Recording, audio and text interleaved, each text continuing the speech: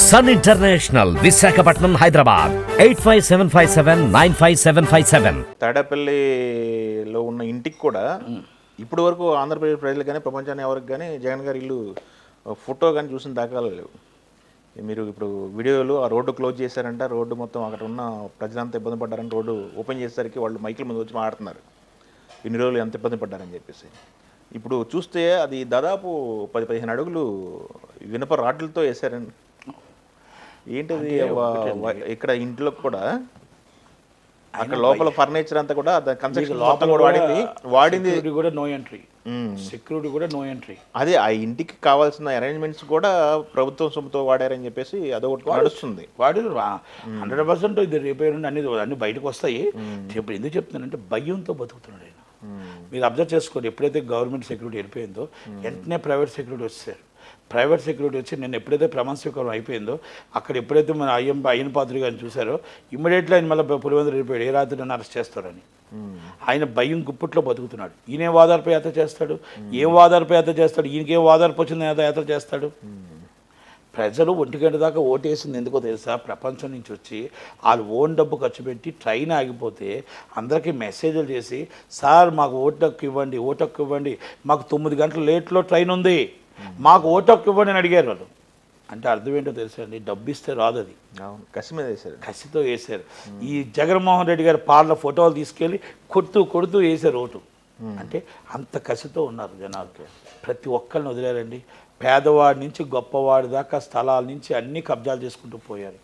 Land titling act అని పెట్టి వాళ్ళ ఆస్తుల మీద మీ ఫోటోలు, వాళ్ళ పాస్బుక్ల మీద మీ ఫోటోలు.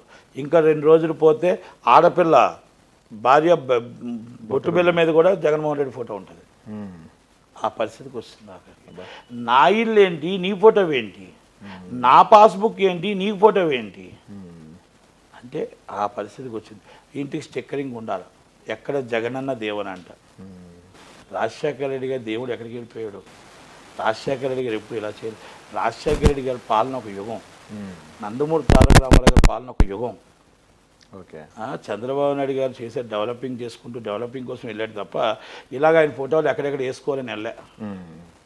ఎవరు అభిమానంతో వేసారేమో తప్ప ఆయన ఎప్పుడు వేసుకుంటే వెళ్ళా. అందుకని చెప్తున్నాను, ఎందుకంటే జగన్మోహన్ రెడ్డి గారు జీవితంలో ప్రతి ఇంట్లో నా ఫోటో కనపడాలి, ప్రతి పల్లెలో నా ఫోటో కనపడాలి.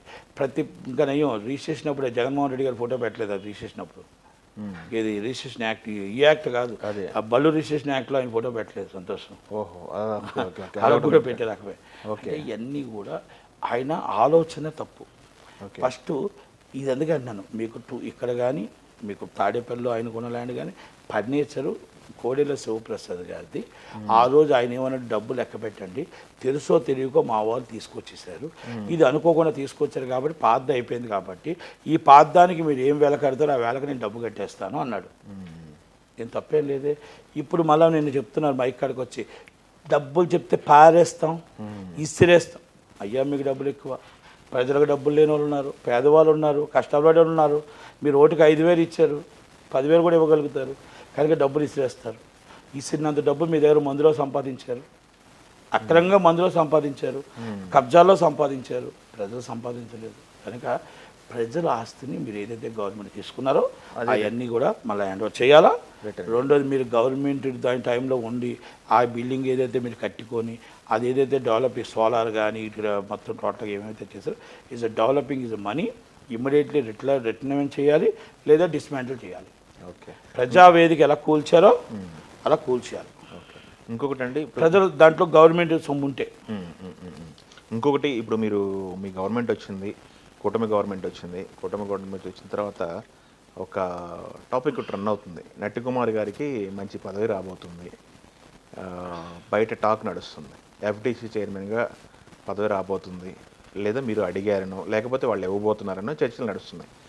ఒకవేళ ఎఫ్డీసీ చైర్మన్ మీరు అయితే ఏం చేయదలుచుకున్నారు? అసలు ఇండస్ట్రీకి మన ఆంధ్రప్రదేశ్ గవర్నమెంట్ నుంచి ఎలాంటి సపోర్ట్ ఎక్స్పెక్ట్ చేస్తున్నారు? ఇంతకుముందు నంది అవార్డుల గురించి పెద్ద కాంట్రవర్సీ అయింది. ఏంటి అసలు ఇండస్ట్రీ తరఫు నుంచి ఇండస్ట్రీ వాళ్ళు ఏమనుకుంటున్నారు? ఈ కూటమి గవర్నమెంట్ వచ్చిన తర్వాత వాళ్ళు ఏమి ఎక్స్పెక్ట్ చేస్తున్నారు? మీ దగ్గరికి ఎలాంటి కామెంట్స్ వస్తున్నాయి? మంచి ప్రశ్న ఇది. నేను ఎలక్షన్ చంద్రబాబు నాయుడు గారు అరెస్ట్ అయిన తర్వాత ఆయన బయటకు వచ్చిన తర్వాత నాకున్న నేను ఆయన సపోర్ట్ చేస్తున్నప్పుడే నేను ఆశించడంలో తప్పులేదు. నాకు యాక్చువల్గా గవర్నమెంట్ నుంచి ఆఫర్ వచ్చింది. వైసీపీ గవర్నమెంట్ నాకు ఎఫ్డీసీ చైర్మన్ ఆయన తీసి నాకు ఇస్తానన్నారు.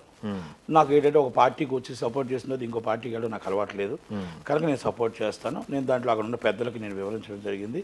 నేను ఆశిస్తున్నాను, నేను దీనికి పనికొస్తాననుకుంటే, అరువుడు అనుకుంటే, ఈ మొత్తం ఇండస్ట్రీలోని ఎఫ్డీసీ చైర్మన్గా నా 20 సంవత్సరాల కళ, ఈ కళని నేను ఒకవేళ ఇండస్ట్రీలో ఇక్కడ తెలంగాణని అక్కడ ఆంధ్రప్రదేశ్ని రెండూ డెవలప్ చేస్తూ సమానంగా సినీ ఇండస్ట్రీలో నా సినీ కార్మికుల కోసం, సినీ కళాకారుల కోసం, నిర్మాతల కోసం అక్కడ డెవలపింగ్ చేస్తూ ఫండ్ రెవెన్యూని అక్కడ ఇక్కడ రెండు దగ్గర సమానంగా చూసుకుంటూ నిలబడటానికి విశాఖపట్నం అనేది సినీ హబ్గా చేర్చడానికి, సినీ మొత్తం మా నిర్మాతలకు ఏమేమి కావాలో, మా డైరెక్టర్లకు ఏమేమి కావాలో, మా కార్మికులకు ఏమేమి కావాలో, తెలంగాణలో ఎలా జరుగుతుందో ఆంధ్రప్రదేశ్లో అలాగే జరగాలని మొత్తం టోటల్గా ఒక వారధిగా ఎఫ్డీసీ చైర్మన్ ఉంటాడు.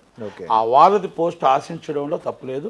ఆశించాను. గవర్నమెంట్ వచ్చిన తర్వాత కూడా నేను అడిగాను, పెద్దలందరితో రిక్వెస్ట్ చేసుకున్నాను, అందరికీ లెటర్లు రాశాను, మళ్ళీ రిక్వెస్ట్ చేశాను, ఫోన్లో మాట్లాడాను, లోకేష్ గారిని అడిగాను, పెద్ద ఆయన్ని అడిగాను, చిరంజీవి గారిని అడిగాను, రాఘవేంద్ర గారిని అడిగాను, దత్తు గారిని అడిగాను, మన దుర్గేష్ గారిని అడిగాను, పవన్ కళ్యాణ్ గారిని అడిగాను. అందరిని అడిగాను. టీడీపీ ఎమ్మెల్యేలని, ఎంపీలని, జనసేన వాళ్ళని రిక్వెస్ట్ చేసుకున్నా. నేను అరువుడినైతే గత చరిత్ర నాది చూసుకొని నేను కరెక్ట్గా చేయగలనంటే, నా దాంట్లో నేను ఇంతకుముందు ఛాంబర్లో కానీ కౌన్సిల్లో చేసిన పోస్టులో నేను నిజాయితీగా ఉన్నానా లేనా, నేను కరెక్ట్గా గవర్నమెంట్కి కూడా ఇంతకుముందు చేసేటప్పుడు కానీ రాసే టైంలో కరెక్ట్గా చేశానా లేదా, అన్నీ చేసి నాకు నేను అరువుడిని అనుకుంటే నాకు ఇవ్వండి. నేను ఆశిస్తున్నాను, ఆశించడంలో తప్పు లేదు, నేను ఆశిస్తున్నాను అని అడిగా. చాలామంది నాకైతే సపోర్ట్ చేస్తున్నారు. అందరూ కూడా నటికుమార్ చేస్తే బాగుంటుంది అని అనుకుంటున్నారు. కానీ సినీ ఇండస్ట్రీలో కూడా నాకు సపోర్ట్ ఉంది. ఎవడో ఒకడెవడో వాళ్ళు కూడా వెళ్తున్నారు. 35 కోట్ల రూపాయలు ఇండస్ట్రీలో మొత్తం టోటల్గా ఫిల్మ్నగర్ క్లబ్ అని పెట్టి, విశాఖపట్నంలో పేరు వద్దు కానీ ఆ క్లబ్ అని పెట్టి అందరి దగ్గర 3 లక్షలు దండి. అప్పుడు చంద్రబాబు నాయుడు టైంలో మొత్తం టోటల్గా తొట్లకొండలో 6 ఎకరాలు తీసుకొని దాన్ని 2 ఎకరాలు తాకట్టు పెట్టేసి అలా మొత్తం డబ్బులు ఆ జనాల దగ్గర డబ్బులు దోచుకొని అలా చంద్రబాబు నాయుడు గారు మసిపూసి మాటగా చేసిన ఒక వ్యక్తి ఎఫ్డీసీ కోసం ఒకరు పెద్దలు, మన సినీ ఇండస్ట్రీ పెద్దల ద్వారా ఏదో ట్రై చేస్తున్నాడని తెలిసింది. నేను అది కూడా చెప్పాను. మొత్తం టోటల్గా ఈరోజు పరిస్థితి, ఆయన చరిత్ర ఏంటి, ఇంతకుముందు ఏంటి, ఇప్పుడు ఈ మధ్యకాలంలో ఆయన చేస్తున్నవి ఏంటి, ఆ మొత్తం నిజంగా డబ్బులు కలెక్ట్ చేసాడు లేదా, ఆ క్లబ్ లేకుండా మొత్తం డబ్బులు ఇక్కడ ఫిల్మ్నగర్ క్లబ్ పేరు చెప్పి డబ్బులు కలెక్ట్ చేసాడు లేదా, ఇలాంటివన్నీ జరిగాయా లేదు ఒక్కసారి వెరిఫై చేసుకోండి. ఒకటి నా ఏమైనా ఉన్నాయేమో చూసుకోండి. నేనేమైనా కరెక్ట్గా ఉంటే నాకు ఇవ్వండి. కరెక్ట్గా ఉంటే నేను న్యాయం చేస్తాను. చంద్రబాబు నాయుడు గారి దాంట్లో కొంతనైనా భాగం అయ్యి ఆయన దగ్గర నేను పనిచేసే అదృష్టం నాకు ఇవ్వండి. అలాగే ఈ రాష్ట్రంలో ఇక్కడ పెద్ద సినిమా, చిన్న సినిమా అన్నీ కాకుండా ఇక్కడ అక్కడ రెండు కూడా వారధిగా ఉండి షూటింగ్లు చేయించి మా కన్నతల్లి, మా రాష్ట్రానికి రుణం తీర్చుకోవడానికి సినీ ఇండస్ట్రీలో నాకు బాగా ఇష్టం కాబట్టి నేను అడిగాను. అది అడిగాను. చాలామంది సానుకూలతగా ఉన్నారు, ఇస్తారని ఆశిస్తూ ఉన్నాను కూడా. ఎందుకంటే దాంట్లో నాకు అడిగే హక్కు ఉంది, నా రైట్ ఉంది కనుక నేను అడిగాను. నాకు సినిమా ఇండస్ట్రీలో నాకు ఎందుకంటే బాగా 30 సంవత్సరాలు నేను ఆఫీస్ బాయ్ నుంచి వచ్చాను. ఇండస్ట్రీలో నా కోసం అందరికీ తెలుసు కాబట్టి అందరినీ రిక్వెస్ట్ చేసుకున్నా. మళ్ళీ నేను త్వరగా పర్సనల్గా కూడా చిరంజీవి గారిని కలుస్తా, పర్సనల్గా పవన్ కళ్యాణ్ గారిని కలుస్తా, పర్సనల్గా చంద్రబాబు గారిని కలుస్తా, పర్సనల్గా బాలకృష్ణ గారిని కలుస్తా, రామకృష్ణ గారిని కలుస్తా, అలాగే అందరినీ కలుస్తా. ప్రతి రాఘవేంద్ర గారిని అందరినీ పర్సనల్గా కలుస్తాను. ఈ ప్రమాణ స్పీకర్లు అయిపోతే పర్సనల్గా రిక్వెస్ట్ చేసుకుంటాను. నేను అరుణ్ అయితే నాకు కంపల్సరీ వస్తుంది. నేను దాన్ని వస్తేప్పుడు నేను ఎలా డెవలప్ చేయాలి, ఎఫ్డీసీ ఏంటి, ఒక నంది అవార్డులే కాదు, ఎఫ్డీసీ అంటే డెవలపింగ్ ఏంటి, యుద్ధ కళాకారులు ఏంటి, మన మొత్తం టోటల్గా కార్మికులు ఏంటి, కార్మికులకి ఇల్లు ఏంటి, నిర్మాతలకు ఇల్లు ఏంటి, డైరెక్టర్లకు ఇల్లు ఏంటి, డిస్ట్రిబ్యూటర్లు ఏంటి, ఎగ్జిబ్యూటర్లు ఏంటి, దాంట్లో మొత్తం రేట్లు ఏ విధంగా ఇవ్వాలి, ప్రజలతో మన అనుసంధానం ఎలాగవ్వాలి, ఈ ఎంటర్టైన్మెంట్ అనేది ఎక్కడ మనం తీసుకురావాలి, ఎలా తీసుకురావాలి. 68% ఇన్కమ్ ఆంధ్రప్రదేశ్ నుంచి చూస్తుంటే 32% తెలంగాణ నుంచి చూస్తుంటే ఇక్కడ షూటింగ్లు ఎన్ని రోజులు చేయాలి, అక్కడ షూటింగ్ ఎన్ని రోజులు చేయాలి, అక్కడి నుంచి ఇన్కమ్ మనం ఎలా తీసుకోవాలి, ఇన్ఫ్రాస్ట్రక్చర్ ఎలా డెవలప్ చేయాలి, విజయవాడలో ఇన్ఫ్రాస్ట్రక్చర్ ఎలా డెవలప్ చేయాలి, అమరావతి ఎలా చేయాలి, అలాగే విశాఖపట్నం ఎలా చేయాలి, స్టూడియోలు ఎలా కట్టాలి, అక్కడ ఉన్న ఇన్కమ్ని గవర్నమెంట్కి ఏ విధంగా కట్టించాలి, అక్కడ ప్రజల ఇన్కమ్ మాకు ఏదైతే ప్రజలు ఇస్తున్న ఇన్కమ్కి మేము కూడా గవర్నమెంట్కి తోడ్పడడం నిలబడాలి. అలాగే గవర్నమెంట్ నుంచి మాకు రావాల్సిన అన్నీ కూడా మేము సౌకర్యాలను తీసుకోవాలి. ఎక్కడ కూడా చిన్న సినిమా పెద్ద సినిమా అన్నీ బతకాలి. పేదవాడు కళ మల్టీప్లెక్స్లో 100 రూపాయలకి తెలంగాణ ఆంధ్రప్రదేశ్లో 100 రూపాయలకి పేదవాడు సినిమా చూడాలి. పెద్దవాడు 250 రూపాయలు పెట్టుకో, ఎంతైనా పెట్టుకో, 20 40% ఆక్యుపేషన్ ఉండాలి. చిన్న సినిమా అనేది 2.5 షో ఉండాలి. కార్మికుడు బతకాలి, కార్మికుడికి మినిమం గ్యారంటీ ఉండాలి. అలాగే మాకు ఏదైతే పెన్షన్లు వృద్ధులు పెన్షన్లు ఇస్తున్నారో మాకు మొత్తం టోటల్గా వృద్ధ కళాకారులు ఉన్నారు. అలాగే మొత్తం టోటల్గా ఎంతోమంది నిర్మాతలు దెబ్బతిన్నున్నారు, చిన్న సినిమా డైరెక్టర్లు ఉన్నారు, కష్టాలు ఉన్నారు. కాబట్టి అది కూడా మొత్తం మహా ఉంటే మా దాంట్లో ఒక 4,000 మందో 10,000 మందో ఉంటారు. అందరితో పాటు మీరు ఇస్తున్నారు కాబట్టి ఇక్కడ తెలంగాణ రాష్ట్రం, ఆంధ్ర రాష్ట్రం వాళ్ళకు కూడా మనం ఆ పెన్షన్లో మెంబర్షిప్ చేసి ఆ మెంబర్గా పెన్షన్ రావాలని వాళ్ళు ఇన్నాళ్ళు కష్టపడుకొని పోగొట్టుకొని ఇండస్ట్రీని నమ్ముకొని ఉన్న వాళ్ళందరికీ చెయ్యాలనేది ఆశ. అలాగే నంది అవార్డులు అనేది 5 సంవత్సరాల నుంచి ఆపేశారు. ఈ 5 సంవత్సరాలు నంది అవార్డులు ఎలాగివ్వాలి, మొత్తం టోటల్గా నంది అవార్డులు అంటే ఏ విధంగా ఇవ్వాలి, మనం టోటల్ గంధపు చెక్కలకి వాళ్ళకి మనం అవార్డులు ఇవ్వడం కాదు, మనం ఏ విధంగా అవార్డు ఇవ్వాలి, ఏ విధంగా చెయ్యాలి. గ్లోబల్ స్టార్ అంటే రాత్రి రాదు, కష్టపడితే గ్లోబల్ స్టార్ వచ్చింది. అలాగే మొత్తం టోటల్ నేషనల్ స్టార్ అంటే రాత్రి రాదు.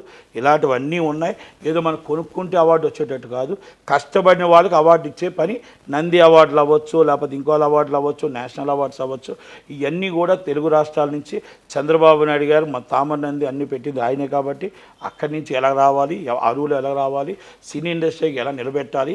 అలాగే తెలంగాణలో మళ్ళీ అవార్డ్స్ నంది అవార్డులు ఇద్దరిని కూడా కలిపి 2 FDC చైర్మన్లు కలిసి, అలాగే 2 సినిమాటోగ్రఫీ మినిస్టర్లు కలిసి మొత్తం టోటల్గా ఒక ప్రోగ్రామ్గా చేయాలనేది నా ఆలోచన.